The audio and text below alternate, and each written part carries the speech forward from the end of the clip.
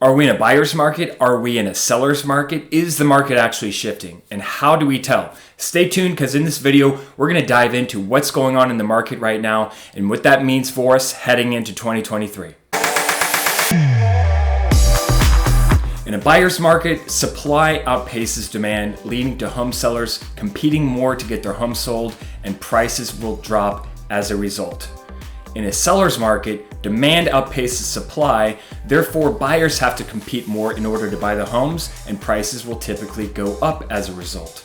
Now, in real estate, there's a formula that we use to determine whether or not we are in a buyer's or seller's market.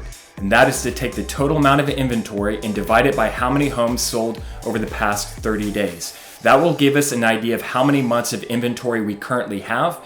And typically, 1 to 5 months of inventory is considered a seller's market. 5 to 6 months of inventory is considered a balanced market, and anything over 7 months of inventory on the market is considered a buyer's market. For example, here in Santa Cruz County, we have 249 properties on the market. Now, we would divide that by how many properties sold over the past 30 days. That was 116. That would give us 2.14 months of inventory on the market currently. Now, if we were going to look at the historical formula, that would put us firmly in a seller's market. But what's going on?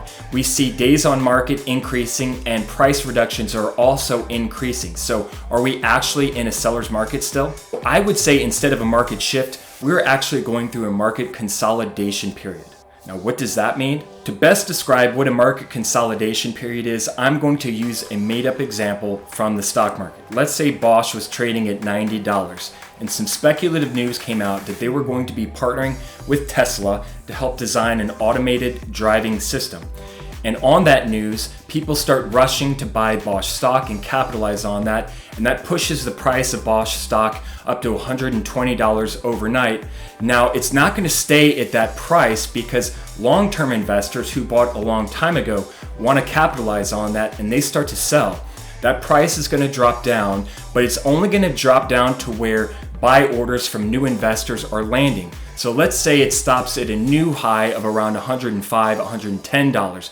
While it's not at the very peak, it's much higher than it was the night before. Now it trades sideways at $110 for a while before it does its next leg up. That's exactly what we're seeing going on in real estate, as people who have owned homes for years are capitalizing on equity gains they've seen in the past few years. New investors, buyers, are coming into the market, and they might be limited by interest rates right now.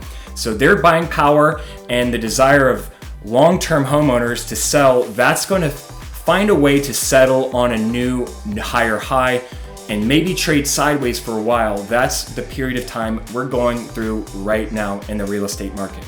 So what does this mean for the real estate market moving into 2023? Well, it means we are still firmly in a seller's market. It's just that buyer demand is being suppressed by higher interest rates. That also means that interest rates are the number one determining factor on what happens to real estate moving into 2023. Right now, cash is king, and buyers, if you can handle the higher interest rates for the time being, it's a good opportunity to get a home with less buying competition and also keep your mortgage base low. Here are 3 predictions made by REALTOR.com on what's going to happen in 2023. Number 1 is that national median home prices are still going to increase by 5.4% year over year. Number 2 is that there will be 22.8% more homes available to home buyers in 2023, but that's largely going to be due to homes taking longer to sell. And number 3, if you compare it to 2022, there will be 14.1% fewer overall transactions between buyers and sellers in 2023.